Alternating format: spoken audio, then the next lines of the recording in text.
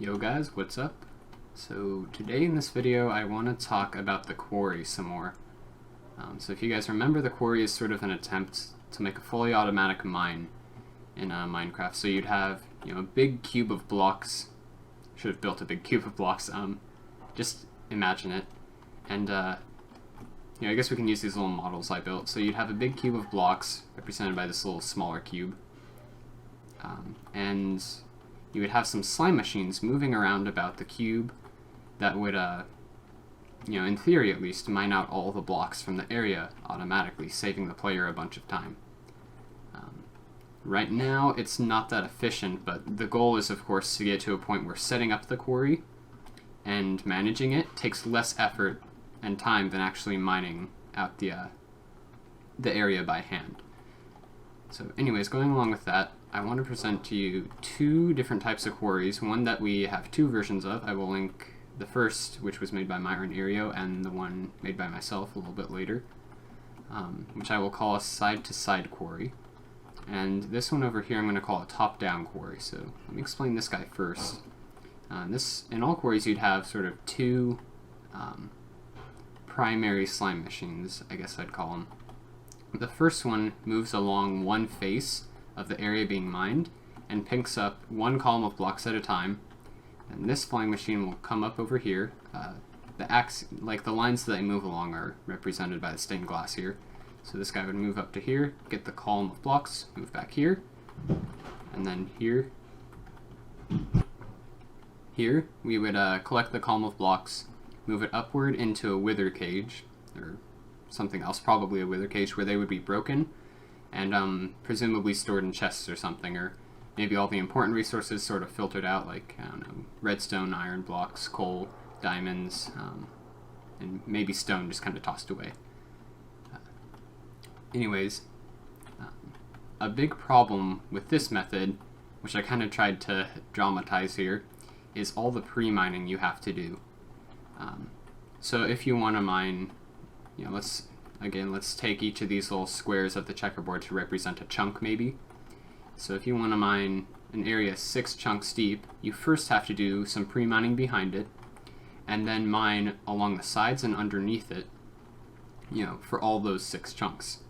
And all in all, this is really inefficient because you end up doing more mining around the area than the area actually contains.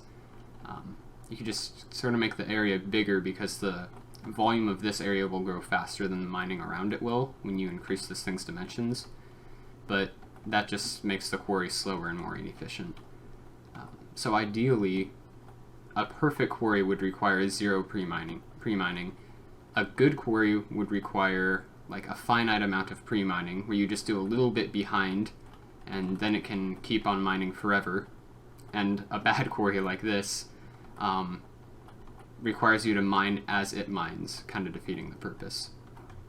I don't have the technology for a perfect quarry yet, with no pre-mining, but the case I want to present you guys is this quarry here, where we kind of take these slime machines and rotate them.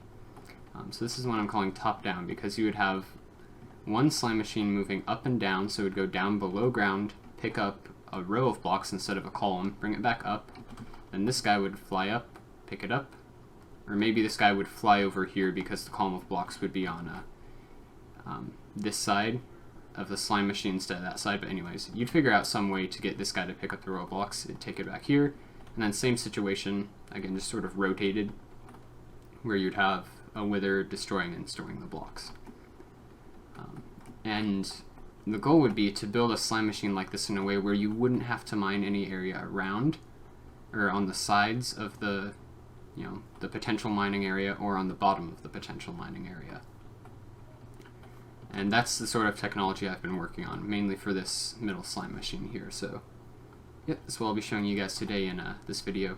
Okay, so the first question I'd like to pose to you guys is, if you are trying to mine an area without needing to sort of dig around it using a slime machine, mining with the slime machine, digging around it by hand, what kind of shape would it look like, I guess? Like, to get these blocks on the very side here, can't really do that easily because we'd need a slime block, here to pick them up, and then the slime block would get stuck on these blocks as well. So, you know, what I kind of started trying to do is just, I don't know, reshaping this area. And what I came up with was this sort of design, where you would have slime blocks in this, like, you know, above this column, sort of drop down, pick up these 3 blocks, flying back up, then, you know, those blocks get picked up, fly back down, get these 3, process would repeat, then it would get these 4, picking up the bottom block here too, and then once it did that, you know, for this side as well, once the whole flying machine did that, the process would just repeat.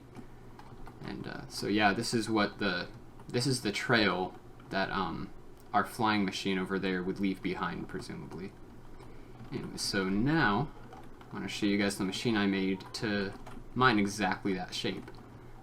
So I have a working version here. So first let me show you, there we go. Let me show you this thing in action. So if I fly over here, alright, we can start up this engine by updating that piston and updating this one. See, the whole thing will fly upward. Let me get around to the front here. You can see that these guys all get pulled up. Nice and easy. And what's really important to note about this machine here is that these sort of slime block legs down here at the bottom are all at the lowest point of the flying machine. So, you know, this thing wouldn't really get stuck on anything as it went. And further, you know, it's not popping out to the sides. Although I couldn't get rid of this one layer of slime blocks here. I think I might have had, yeah, a couple slime blocks on this side as well. So I'd have to sort of, you know, reshape this area to get rid of those slime blocks. Alright, so all this machine really sort of proves is that it's possible to create this sort of setup with a slime machine. A few problems with this guy, though, are... Oh, by the way, I just want to point out that it's the pushable, pullable extension here that I'm using to kind of get these slime blocks beneath the whole machine, so that actually turned out to be really useful. Anyways, sorry for that little aside. One of the main problems with this guy, though, is, and this whole theory in general, is picking up sand. That's a big reason that the top-down quarry has always been kind of dismissed, is sand and gravel falling blocks. So if I have a simple upwards flying engine here, oh, let me lower this down. This should work. The gravel will just fall off, of course. Stop that guy. So you need to figure out some sort of way to, you know, prevent the gravel from falling. I was trying to figure out, you know, maybe there's some way to put a solid block beneath it, or anyways, what I ended up coming up with is this flying machine right here. So it's another upwards engine, but this one's a little bit different in that I have this piston right here to update this sticky piston a little bit earlier. My understanding of game ticks isn't that good, but from what I can tell, this is going to make this machine, this flying machine, 1 to 2 game ticks faster per cycle than the one I just showed you over there. Anyways, then I attached a sort of extension to it with a butted piston here. Ooh. Let me put that back right there. So now, anyways, if I put some gravel on there, get rid of that, and if I, let's see, that, yep, there we go. You can see the gravel are pulled up because there's never a moment where they're not, never more than 2 ticks in a row where they not block 36, if that makes sense. So they never have time to actually drop themselves. They're always stuck on the sticky piston here. So let me stop it. And then that's another issue there, is that as soon as you stop it, they're going to fall off. So you have to figure out some sort of, you know, timing, some sort of way to get another slime machine beneath those falling blocks before they go back down into the quarry. Anyways, yeah, so that was, you know, another pretty important thing that I've been working on here. This engine is just one way right now, and right now this extension is just, actually no, I think I do, let me look at this guy here. Somewhere in this world here, let me find it. well, what I thought I had in this world was a pushable and pullable extension like that one with the butted piston I just showed you. Anyways, and you'd also have to make that extension too wide so that you could fit them all tiled like this. Anyway, so I think this is the last thing I got for you guys, which is I was trying to make, you know, that slightly faster flying machine over there, make a version of it that could be extended. I already have a two-way flying machine of that faster type, but it's just for transportation. You can't extend it to any larger structure. So what this guy right here is my attempt to add an extension onto it. Anyway, so this thing, oh, put this guy right here, this guy right here, there we go. Then if I hit this button, see it takes off, and this is the slightly faster version. And one thing I realized is that it only has to be faster going up. Going down it can still be slow, so... Alright, I don't have a station to do this automatically, but the way you would transform this to then fly back is take this redstone block, put it right here, and then take this piston, move him right... Ooh, where does this guy go? Oh, he goes right here. And then take this redstone block, put it right there. You can start this guy up.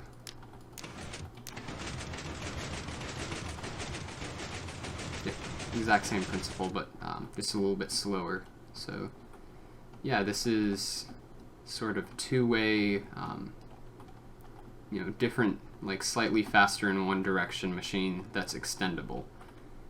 Right now I only have one of these joints in here, but if you put two of these pullable extension joints in here, then you could, you know, add a few extra slime blocks and, you know, put an extra attachment on. And then all this should be able to be rearranged to be vertical, but it's a little bit easier to work with it horizontally, so that's what I did first. Anyways, yep, that's about all I wanted to show you guys, so just a little bit of top-down quarry theory. Yep, hope you guys enjoyed, so I'll see all you guys later with another video. Okay, thanks for watching. Bye.